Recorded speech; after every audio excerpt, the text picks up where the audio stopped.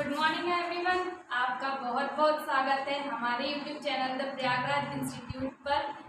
जैसा कि आप सब लोग जान ही रहे हैं कि हमारी जिलेवार की सीरीज चल रही है, जिसमें हमारे चंबल संभाग और ग्वालियर संभाग कंप्लीट हो चुका है और अब हमारा नेक्स्ट टॉपिक है इंदौर। तो इंदौर में भी इंदौर डिस्ट्रिक्ट हो चुका है, जिसमें झाबुआ भी हो चुका है, जिसकी वीडियोस आपके हमारे यूट्यूब चैनल पर अवेलेबल हैं। और अब हमारा नेक्स्ट प्रेजेंटेशन है धार। तो धार के बारे में कुछ मेन फैक्ट्स जान लेते हैं। पहले तो अपन कि माही नदी यहाँ से उद्गमित होती है।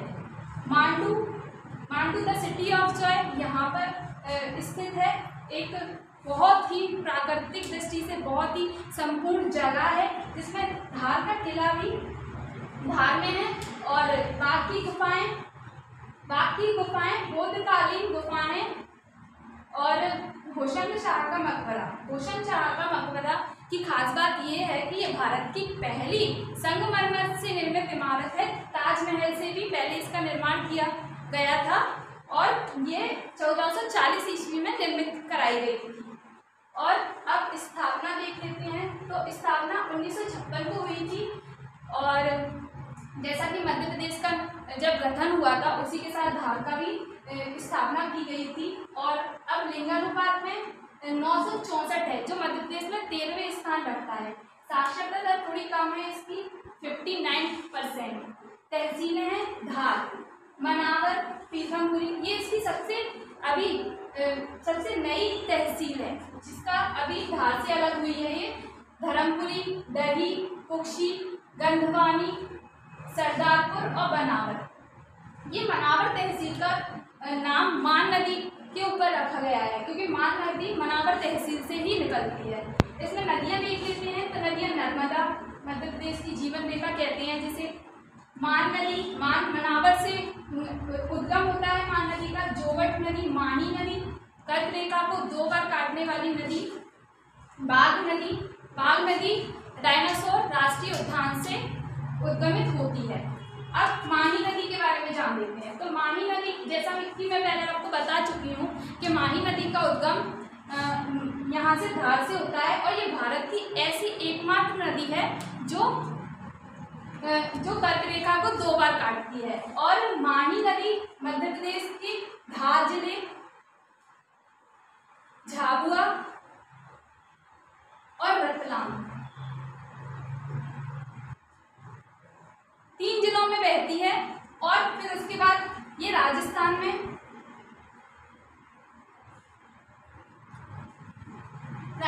बांसवाड़ा जिले में जाती है। तो बांसवाड़ा, फिर यहाँ गुजरात में,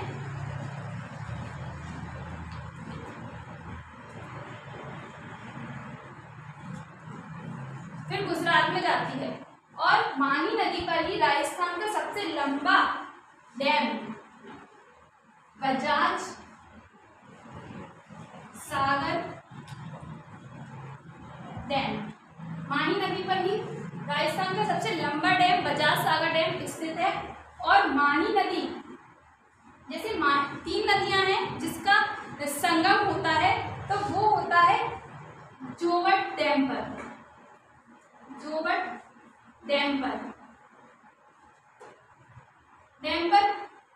3 नदियों का संगम होता है, जिनमें क्रमशः सोन, जोवट और माही नदी का संगम होता है। ये तीन ऐसी नदियां हैं जहां जोवट डैम पर इनका संगम होता है। और यहाँ पर ही एक बैनेश्वर धाम करके स्थल है।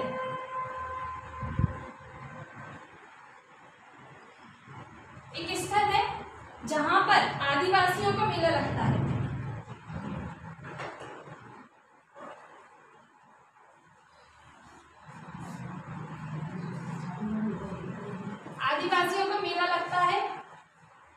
बैनेश्वर धाम, जो जोवट डैम है ना, वो राजस्थान का सबसे ऊंचा डैम है। बजाज सागर डैम सबसे लंबा है और जोवट डैम सबसे ऊंचा है। और यहाँ पर जैसे 3 नदियों का संगम होता है, आदिवासियों का मेला लगता है। बैनेश्वर धाम यहाँ पर विश्व का एकमात्र ऐसा स्थल है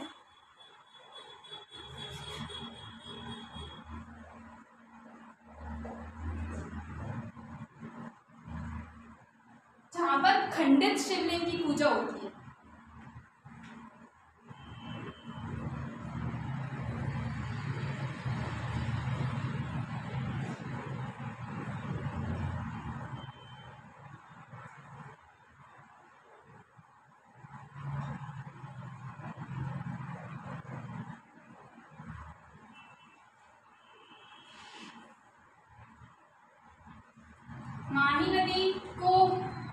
माही नदी के अन्य नाम पृथ्वी की पुत्री, मतलब इसका पुराना नाम पृथ्वी की पुत्री महती नदी है, और इसके अन्य नाम है आदिवासियों की गंगा,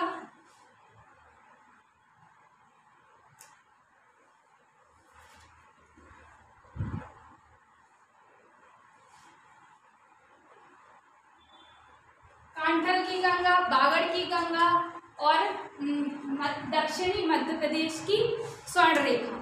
तो ये सब माही नदी के बारे में फैक्ट्स थे। अब हम बाघ की गुफाओं के बारे में बात कर लेते हैं। बाघ की गुफाएं 5वीं से 6वीं शताब्दी के मध्य बनाई गई थी। ये बौद्ध जो थे ना, उन्होंने बनवाई थी, और ये गुप्तकालीन गुफाएं हैं। ये पहले 9 गुफाएं थी, लेकिन जब लोगों को इनके बारे में नहीं पता था तो ये ऐसे नष्ट होती गई, और आज की डेट में यहाँ पर 5 गुफाएं हैं। उन 5 गुफाओं के नाम जान लेते हैं। एक तो पंचपांडु की गुफा,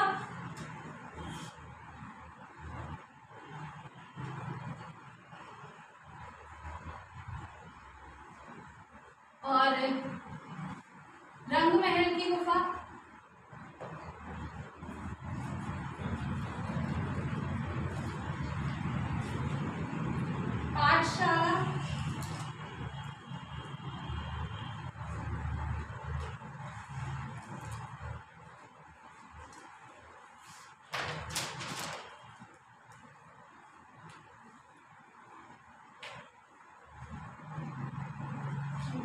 पाठशाला, हाथी गुफा, और एक है ग्रह गुफा। ये 5 गुफाएं आज की डेट में हैं, और ये जो ये गुफाएं हैं ना, इनका 1818 में खोज डेजरफील्ड द्वारा की गई। तो डेजरफील्ड ने इनकी खोज की थी। इसमें जो चित्रकारी है ना, उसे मुगल फ्रेस्को पेंटिंग के नाम से जाना जाता है, जिसमें प्रेम एवं विरह में डूबी स्त्री की चित्रकारी है।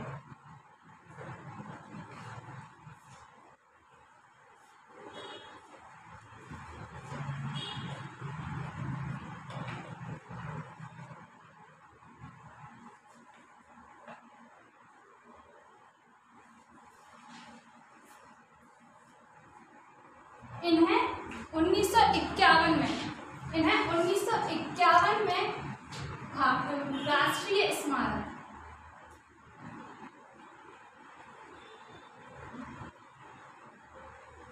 में शामिल किया गया। 1951 में राष्ट्रीय स्मारक में शामिल किया गया, और ये GI tag, geographical indication tag, तीसरा ज्योग्राफिकल इंडिकेशन टैग था ये एमपी का। और वर्तमान में एमपी में टोटल 8 जीआई टैग हैं, जिनमें बाघ प्रिंट को मिला है।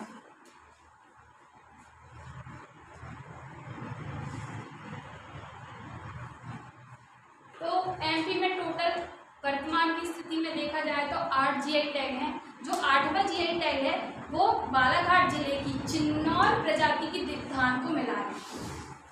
अब यहाँ पर धार के किले की बात कर लेते हैं। धार का किला मोहम्मद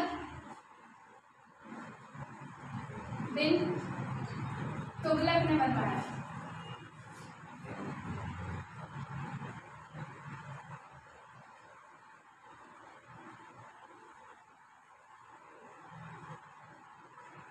यहाँ बाघ के किले में खरबूजा महल है। तो खरबूजा महल है ना, वो वहां पर बाजीराव, ये मैंने लिखा भी है इधर,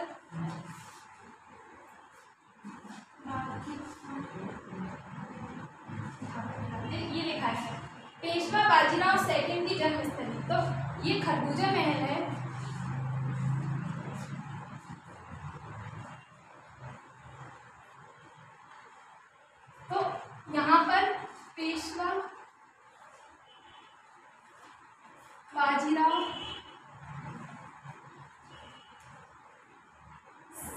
इनकी जन्मस्थली है। पेशवा बाजीराव सेकंड पेशवा वंश के अंतिम शासक थे।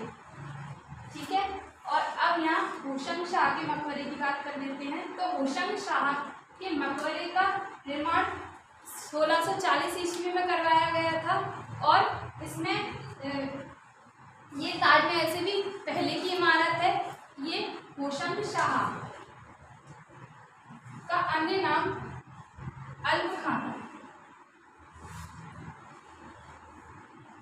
होशंग शाह का ऐसे अगर अन्य नाम मतलब नाम पूछा जाए, एक और नाम क्या था, तो अल्प खां था। और होशंग शाह की जो मकबरा है ना, उसे मध्य प्रदेश का ताजमहल भी कहते हैं।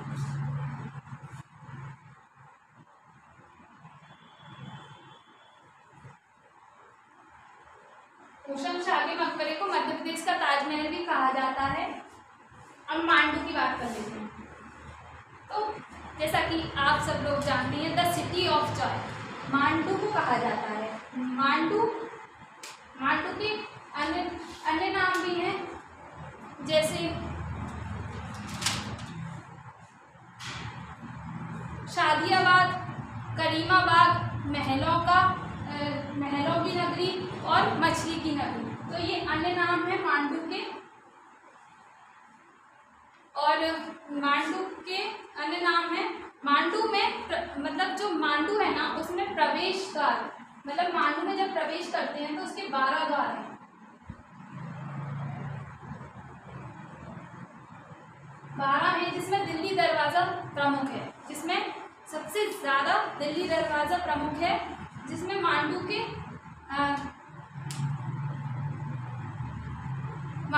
अन्य जैसे उसमें अन्य दरवाजे भी हैं, जिनमें से प्रमुख है भंगी दरवाजा है, एक तो भंगी दरवाजा है, रामपोल दरवाजा है, जहांगीर दरवाजा है, रामपुर दरवाजा है, जहांगीर दरवाजा है, भंगी दरवाजा है और तारापुर और आलमगीर का दरवाजा, ये अन्य प्रमुख हैं। अब इसके थोड़े से इतिहास के बारे में बात कर लेते हैं। जो धार है ना, वो परमार राजा भोज ने स्थापित करवाया था और उनकी राजधानी ये 1010 से 1055 तक रही। 1010 से 1055 तक ये राजा भोज की राजधानी रही। और राजा भोज के शासनकाल में जो धार था वो संस्कृत का अध्ययन केंद्र था।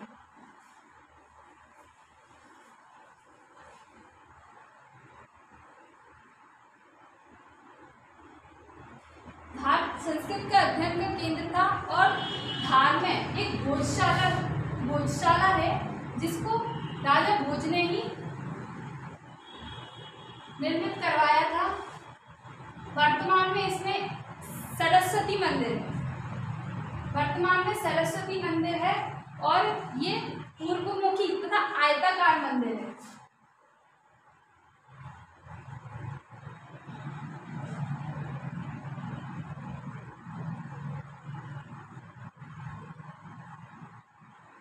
पूर्वमुखी एवं आयताकार है। और ये जो फिर जब 1742 में ये जब मध्य प्रदेश में जो सिंधिया को जैसे ग्वालियर दिया गया, जो पवार थे उनको देवास की छोटी पाती बड़ी पाती दी गई और जो एक पवार को धार दिया गया और जैसे होलकरों को इंदौर दिया गया। तो जब ये बढ़ रहा था तो 1742 ईस्वी में ये 1742 ईस्वी में एक पवार को दिया गया। 1742 ईस्वी में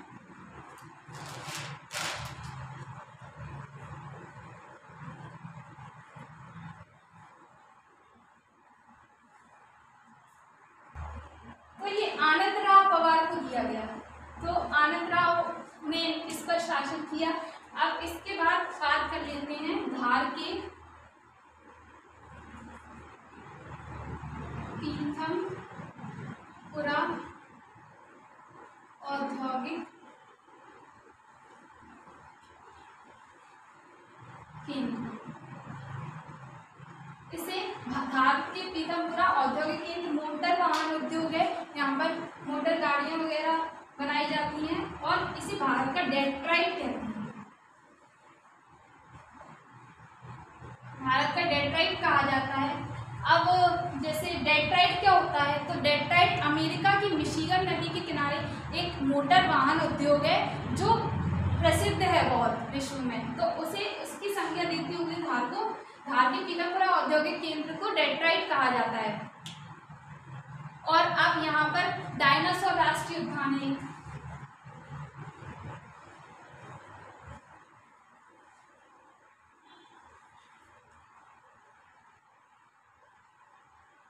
डायनासोर राष्ट्रीय उद्यान की स्थापना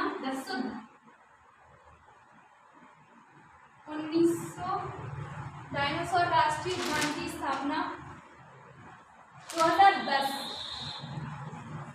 डायनासोर राष्ट्रीय उद्यान की स्थापना 2010 ईस्वी में की गई तथा 2011 में राष्ट्रीय उद्यान बना।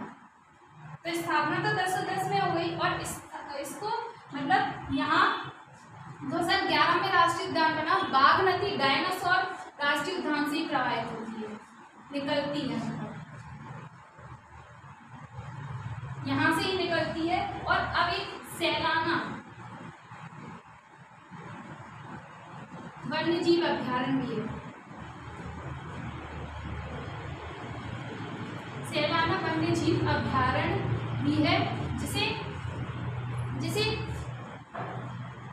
1983 ईस्वी में 1983 में स्थापित हुआ और ये खरमौर पक्षी के संरक्षण के लिए जाना जाता है। तो ये सारा डिस्क्रिप्शन मेरा धार पे था।